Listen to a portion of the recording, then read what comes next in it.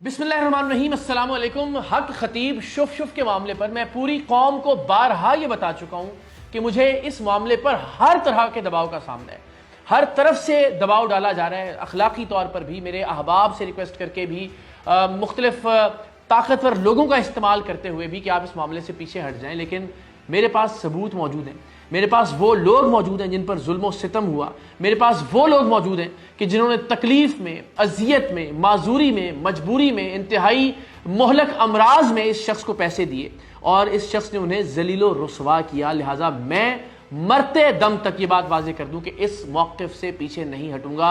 या तो ये कि मेरी जान जाएगी, या ये कि फिर इस शख्स के फ्रॉड के अड्डे बंद होंगे इंशाअल्लाह अज़ीज़। अब कल जो वाक़या फायरिंग का मेरे घर पर पेश आया, उसके हवाले से मैं कुछ गुजारिशात करना चाहता हूं। तकरीबन 20-22 मिनट के वक्फे से 2 फायरिंग के राउंड हुए और 1.5 दर्जन के करीब गोलियों के खौल भी पुलिस ने वहां से बरामद किए। और मैं किसी वीराने में नहीं रहता हूं, लाहौर का पोश इलाका है, लाहौर का सबसे सिक्योर समझा जाने वाला इलाका है DHA, उसकी वो मरकजी और मेन शाहराह है। लेकिन अब तक कई घंटे गुजर जाने के बावजूद किसी भी तरह का कोई क्लू या सुराग नहीं मिल सका। ये कोई नामुमकिन बात नहीं है। जाहिर है जिन लोगों ने फायरिंग की वो एक गाड़ी पर आए थे और जो घर में हमें असिस्ट करने वाले लोग हैं उन्होंने ही बताया कि वो ब्लैक फॉर्च्यूनर थी, मोस्ट लाइकली कोई ब्लैक बड़ी गाड़ी थी स्याह रंग की।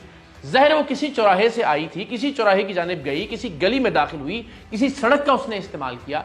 तो ये मुमकिन नहीं है, हो ही नहीं सकता कि DHA के अंदर उस गाड़ी को ढूंढा ना जा सके या उसका सुराग ना लगाया जा सके या उसकी कोई CCTV फुटेज हासिल ना हो सके। हर दूसरे घर के अंदर CCTV कैमराज मौजूद हैं, सेफ सिटी लाहौर के कैमरे मौजूद हैं, DHA की अपनी सिक्योरिटी है, हमारे सामने एक स्कूल मौजूद है, उस पर यकीनन कैमराज मौजूद होंगे। तो अनफॉर्चुनेटली अब तक मालूम नहीं हो सका कि ये फायरिंग करने वाले कौन थे। और मैंने अज हद एहतियात की कि कहीं ऐसा तासुर ना मिले कि मैं कोई विक्टिमाइजेशन कर रहा हूं या कोई ब्लेम गेम कर रहा हूं या जानबूझकर जिस शख्स से मुझे इख्तलाफ है मैं उस पर इल्जाम लगा रहा हूं, चाहे वो हक खतीब है या उसके अलावा जिन बहुत सारे लोगों के खिलाफ हमने प्रोग्राम किए हैं। मैंने अब तक किसी का नाम नहीं लिया, मैंने कोई इल्जाम नहीं लगाया। मैंने जो दरखास्त जमा करवाई अपने भाई के तवस्सुत से, उसमें भी हमने किसी को नामजद नहीं किया, किसी पर इल्जाम नहीं है। कि पुलिस अपना काम करे, पुलिस तफ्तीश करे, पुलिस सामने लेकर आए कि कौन लोग थे और अल्टीमेटली तफ्तीश करके ये मालूम करे कि उनके पीछे क्या मुहर्रिकात थे या क्या मोटिव्स थे। लेकिन ये बड़ा जुल्म है। मेरी जात की हद तक मुझे जितना बुरा भला कहना है, इनके मुरीद, इनके चेले कह रहे हैं, क्या क्या इल्ज़ाम है जो मुझ पर आयद नहीं किया जा रहा। मुझे गैर मुल्की एजेंट कहा जा रहा है, मुझे गैर इस्लामी क़ुव्वतों का एजेंट कहा जा रहा है। मैं हर तरह का तशद्दुद बर्दाश्त करने के लिए तैयार हूं। मैंने आज तक किया है, मैंने बहुत मारे खाई हैं, मैंने गोलियों का सामना किया है, मैंने हवालात और जेलें भुगती हैं, लेकिन घर नहीं, जहां फैमिली है, जहां बच्चे हैं, जहां मेरी वालिदा है। ये लिमिट क्रॉस नहीं होनी चाहिए थी। मैंने अब तक इंतजार किया है कि इंतजामिया या पुलिस किसी नतीजे पर पहुंचे, लेकिन जिस किसी ने भी ये किया है ये नाकाबिले मुआफी है। मैं हर कानूनी हद तक जाऊंगा उस शख्स को उसके मंतकी और कानूनी अंजाम तक पहुंचाने के लिए। और मैं पूरे पाकिस्तान से रिक्वेस्ट करता हूं कि अगर अगली कुछ देर में मजीद हकायक सामने नहीं आते, अगर पुलिस इन लोगों को तलाश करने में नाकाम रहती है, गाड़ी ट्रेस नहीं की जा सकती या उन अफराद तक नहीं पहुंचा जा सकता, तो फिर आपको और मुझे जिन लोगों पर शुबा है हम उन्हें नामजद करेंगे मुकदमात के अंदर, ताकि तफ्तीश कोई रुख जरूर इख्तियार। ये नहीं हो सकता कि हम कहें जो अच्छा कोई बात नहीं, मालूम नहीं हो सका कि ये फायरिंग किसने की थी। ये कोई चोलिस्तान या थर का इलाका नहीं था, ये लाहौर का डिफेंस का एक मरकजी और मरकजी शहरा के ऊपर वाक़े घर के सामने पेश आने वाला वाक़या था। तो इस वाक़े में मुलव्विस लोग अगर कैफरे किरदार तक नहीं पहुंच सकते तो फिर यकीनन शहर भर की, सूबे भर की और मुल्क भर की सिक्योरिटी पर बहुत बड़ा सवालिया निशान होगा। सो मेरी जानिब से हरगिज़ इस मामले पर किसी तरह की कोई माफी नहीं है। कानूनी तौर पर मैं हर हद तक जाऊंगा, इसलिए कि जिस बदबख्त ने भी ये काम किया है उसने लिमिट क्रॉस की है।